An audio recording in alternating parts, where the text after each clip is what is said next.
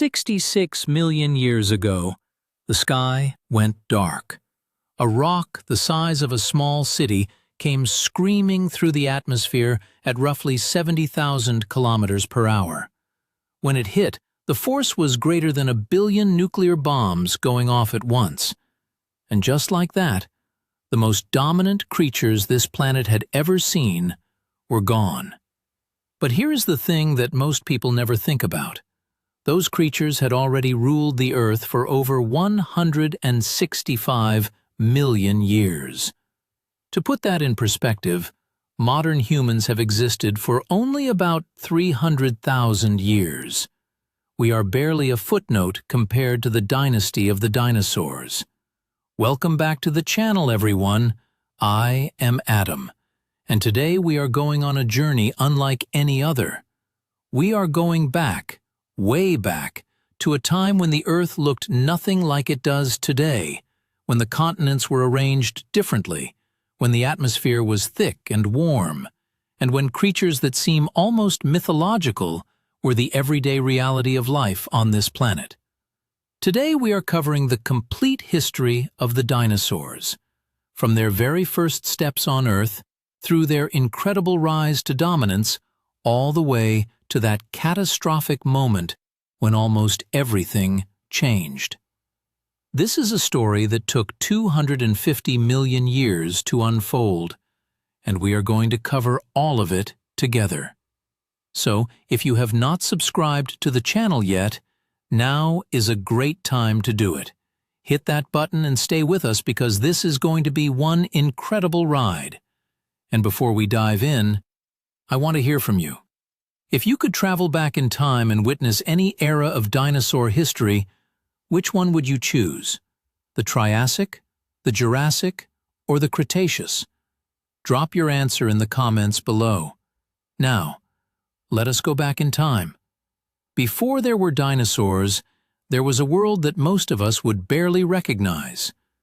Picture a single massive landmass stretching from pole to pole. A supercontinent scientists call Pangaea. No Atlantic Ocean. No Pacific separating Asia from the Americas. Just one enormous, continuous piece of land, surrounded by a vast global ocean called Panthalassa. This was the world of the Permian period, the era that came just before the dinosaurs entered the scene. And it was a world filled with life. Strange, fascinating life. Creatures called therapsids, sometimes called mammal-like reptiles, dominated the land. There were massive herbivores grazing on ancient ferns and seed plants, and predators stalking them through humid lowland forests. The Earth was buzzing with activity, but then something happened. Something so devastating, so total in its destruction, that scientists call it the Great Dying. Around 252 million years ago, the largest extinction event in the history of our planet wiped out an estimated 96% of all marine species and 70% of all land vertebrates. The cause is still debated by researchers, but the leading theories point to massive volcanic eruptions in what is now Siberia.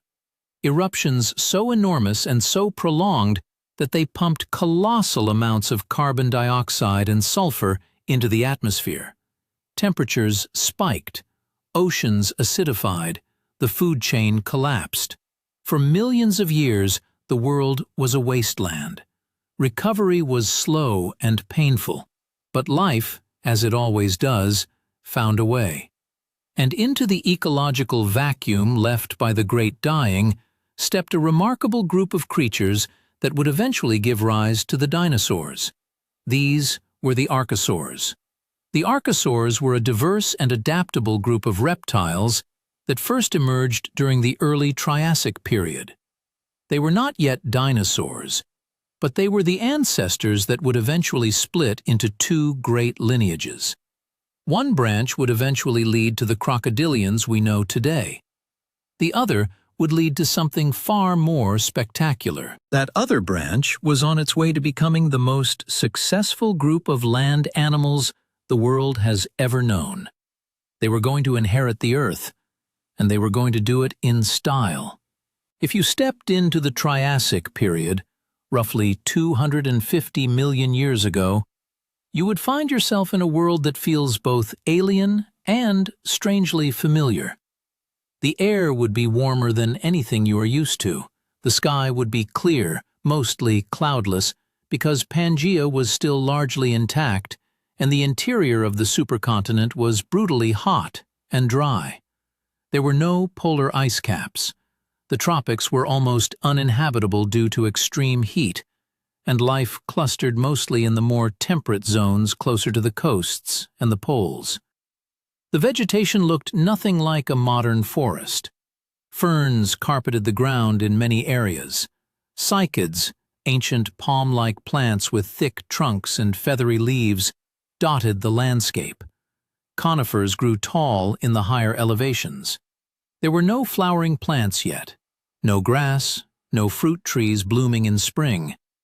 It was a world of green and brown, ancient and quiet by modern standards. And into this world, the very first dinosaurs began to emerge. They were not the giants we imagine when we hear the word dinosaur. Not even close. The Eoraptor, one of the earliest known dinosaurs discovered in Argentina, was about the size of a dog. A meter long at most, weighing perhaps 10 kilograms.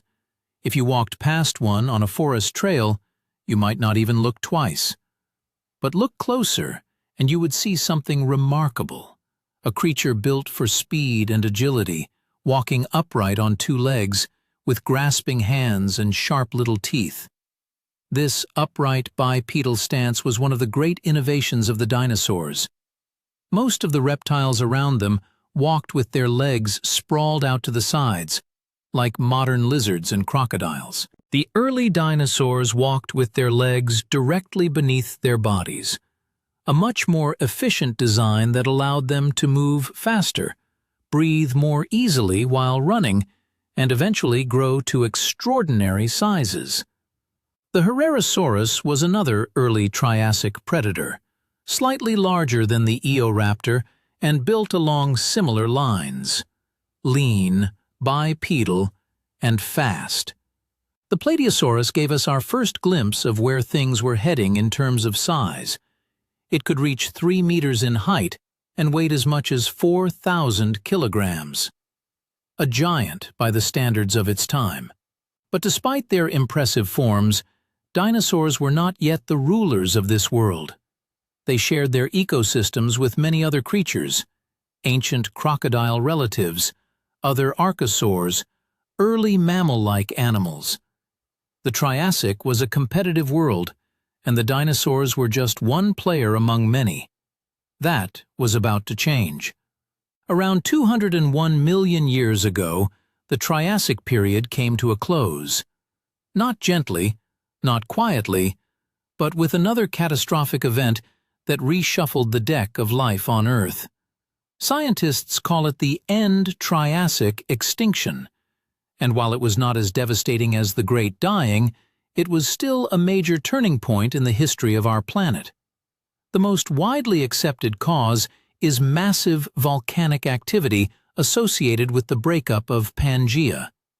As the supercontinent began to crack and split, a process that would eventually create the Atlantic Ocean and the continents we know today, enormous rivers of lava flooded the surface in a region called the Central Atlantic Magmatic Province. These eruptions lasted for tens of thousands of years and released staggering quantities of carbon dioxide and sulfur dioxide into the atmosphere. The result was a period of dramatic climate change. Global temperatures shifted, sea levels fluctuated, ecosystems that had taken millions of years to stabilize were thrown into chaos. Many species that had thrived during the Triassic could not adapt fast enough. Large amphibians, many Crurotarzan archosaurs, the crocodile relatives that had been competing with dinosaurs for dominance, disappeared or were dramatically reduced in number. And here is where the story takes a fascinating turn. Because while many creatures suffered and vanished, The dinosaurs proved remarkably resilient. They had already been evolving for tens of millions of years, refining their upright stance, their respiratory systems, their ability to regulate body temperature in ways that gave them advantages in changing climates. When the end Triassic extinction swept away their competitors, the dinosaurs were ready. The extinction was, in a very real sense, the dinosaurs' greatest opportunity. The world was suddenly open. Vast ecological niches emptied of their previous occupants, resources available with far less competition, habitats stretching across every continent just waiting to be filled. The dinosaurs moved in, spread out, diversified, and began the process that would make them the undisputed rulers of the Earth for the next 135 million years. What followed was one of the most spectacular examples of adaptive radiation in the history of life. A rapid explosion of diversity as dinosaurs evolved into an enormous variety of forms, sizes, diets, and ecological roles. Predators and herbivores, giants and tiny creatures no bigger than a chicken, creatures that would eventually take to the skies. The stage was set for the golden age of the dinosaurs. Welcome to the Jurassic. And if you thought the Triassic was impressive, you have not seen anything yet. This is the era that most people picture when they think of dinosaurs, and for good reason. The Jurassic period, spanning roughly 56 million years from about 201 million to 145 million years ago, was the era when dinosaurs truly became the dominant force on Earth. Pangaea continued its slow breakup during this period. The northern landmass, which would eventually become North America, Europe, and Asia, began to separate from the southern portion. Shallow seas spread across what are now continental interiors. The climate, while still generally warm, became more humid and varied compared to the harsh dryness of the Triassic. Lush forests of conifers, ferns, and cycads spread across vast regions of the planet. It was, by almost any measure, a paradise for large plant-eating animals, and the plant-eaters delivered. This was the era of the sauropods, the long-necked, long-tailed, four-legged giants that represent the largest land animals in the history of our planet. The Brachiosaurus stood perhaps 13 meters tall at the shoulder and may have stretched to 26 meters in length. The Diplodocus could reach even greater lengths. These animals weighed tens of thousands of kilograms. They were living architecture, creatures so massive that the ground itself must have trembled beneath their footsteps. To feed these giants, the Jurassic forests had to be extraordinarily productive. And they were. Vast stands of conifers and tree ferns provided almost unlimited vegetation for the great herbivores to browse. Sauropods may have used their long necks to reach high into the treetops, like ancient living cranes stripping the canopy of its leaves. Where there are large herbivores, there are always predators to match them. The Allosaurus was one of the great hunters of the Jurassic, a powerful bipedal carnivore that could reach lengths of 8 to 12 meters. With strong hind limbs, relatively short but powerful arms equipped with curved claws, and a mouthful of blade-like teeth, the Allosaurus was an apex predator of its time.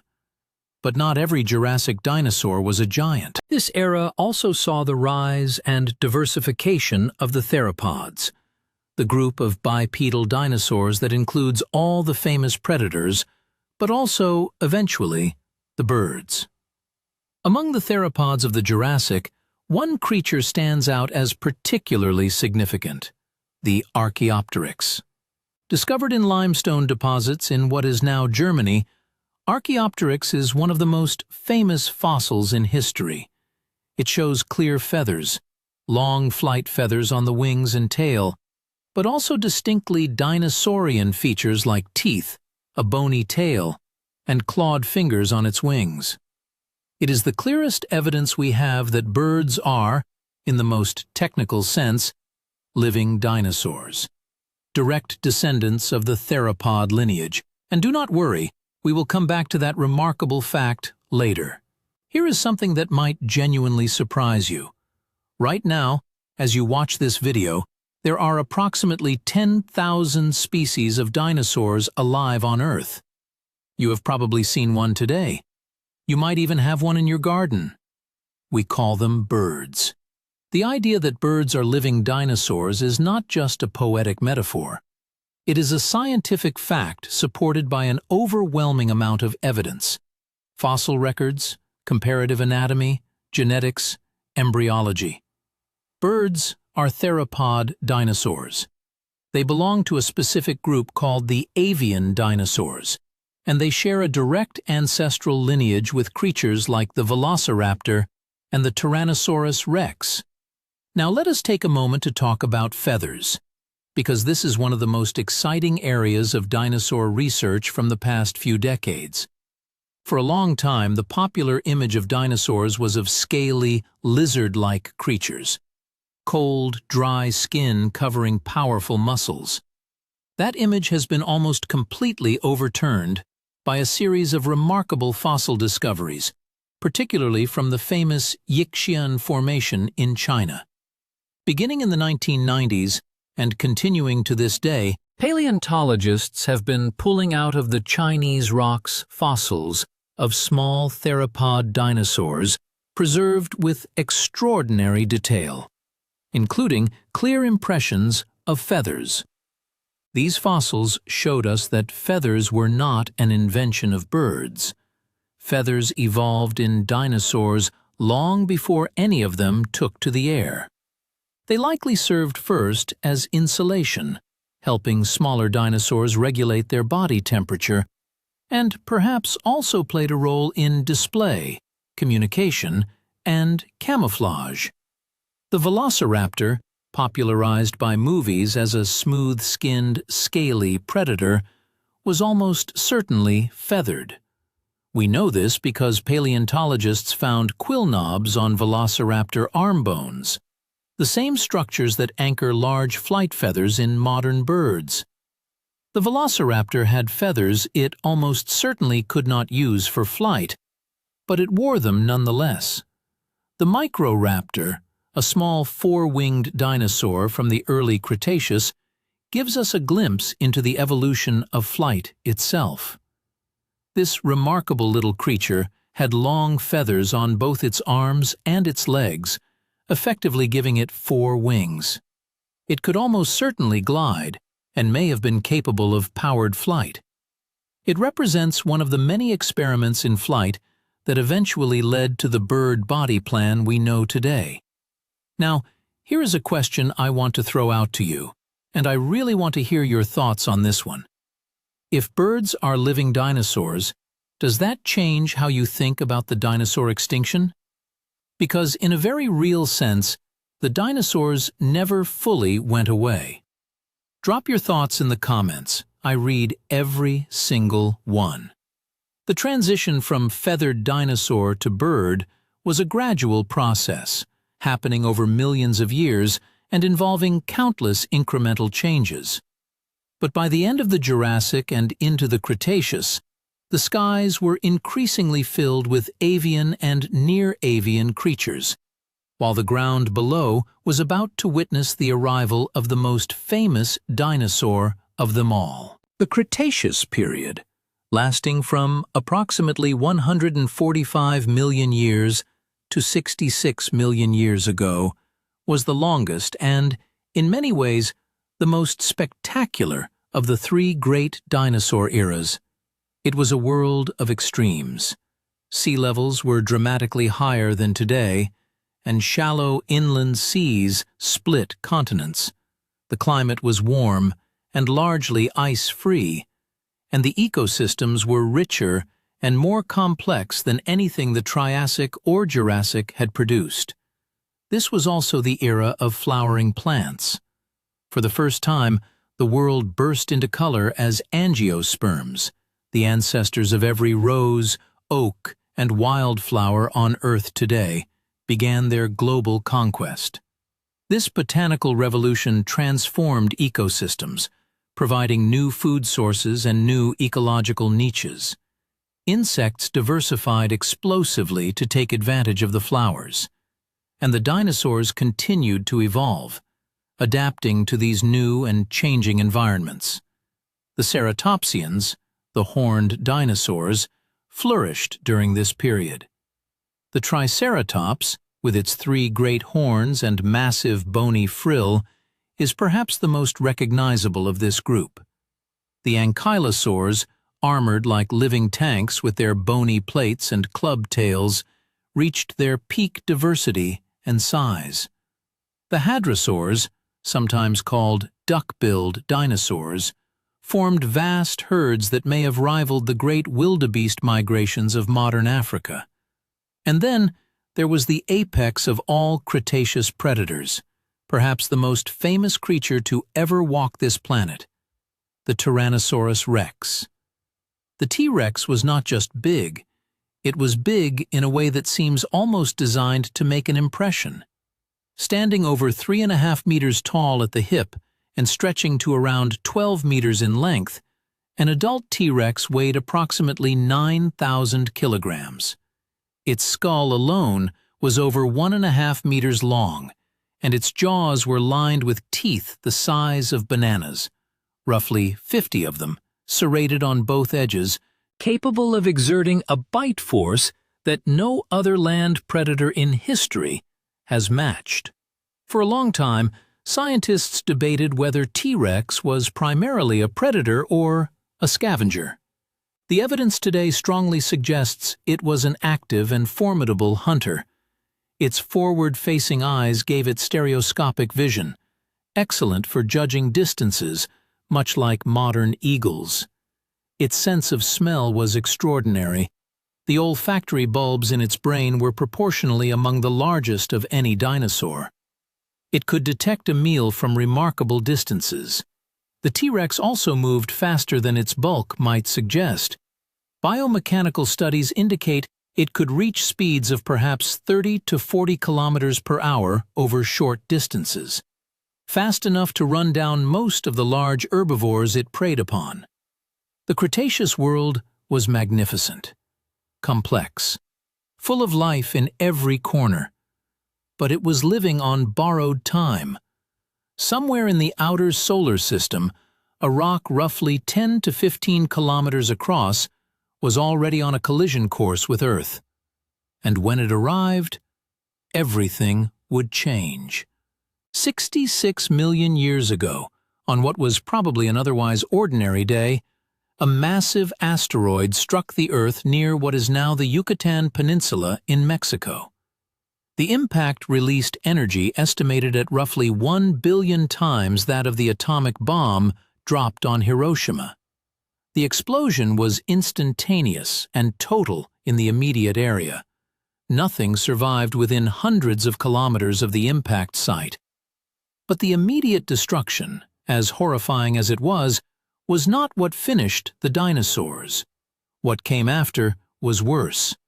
The impact hurled billions of tons of debris into the atmosphere, dust, soot, and sulfur compounds that spread around the globe within days and weeks. The sun was blocked, temperatures plummeted. Scientists call this an impact winter, and it could have lasted for years or even decades. Without sunlight, plants died. Without plants, the great herbivores had nothing to eat. And without herbivores, the predators faced the same fate. The food chain, built over hundreds of millions of years, collapsed from the bottom up. The larger an animal was, and therefore the more food it needed to survive, the less chance it had of making it through. Approximately 75% of all species on Earth went extinct during this event. 3 out of every 4 species, gone. The non-avian dinosaurs. Every species from the enormous Tyrannosaurus to the horned Triceratops to the armored Ankylosaurus vanished from the fossil record. An era that had lasted 165 million years came to an end. But here is something truly extraordinary. Not everything died. The avian dinosaurs, the birds, survived.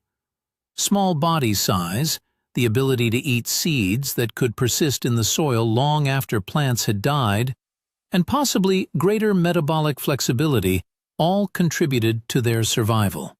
The lineage that had begun with creatures like Archaeopteryx and Microraptor made it through the darkest years and came out the other side. And mammals survived too. Small, mostly nocturnal creatures that had been living in the shadow of the dinosaurs for over 100 million years suddenly found themselves in a world with no giants, no dominant predators to keep them in check. Over the following millions of years, mammals diversified explosively, evolving into whales and bats and elephants and primates, and eventually into us. As we near the end of this incredible journey through time, I want to ask you one more thing, and this is something I genuinely want your opinion on. Do you think there are things we still have completely wrong about dinosaurs? The science keeps changing. We used to think they were all cold-blooded, all scaly, all slow and lumbering. Every decade brings new discoveries that overturn old ideas. What do you think we are still getting wrong? Tell me in the comments below. Your ideas and questions genuinely shape what we cover next on this channel. The story of the dinosaurs is not really a story of extinction. It is a story of transformation, of resilience, of the extraordinary power of life to find new forms, new strategies, new ways to persist. The birds singing outside your window right now are the descendants of creatures that once made the ground shake beneath their feet. That is not the end of a story. That is a continuation of one of the greatest stories our planet has ever told. Thank you for taking this journey through time with me today. If you enjoyed this video, please subscribe and leave a comment. Every single one means the world to us here at the channel. We have many more incredible stories waiting for you, and I cannot wait to explore them together. Until next time, stay curious, stay amazed, and I will see you in the next one.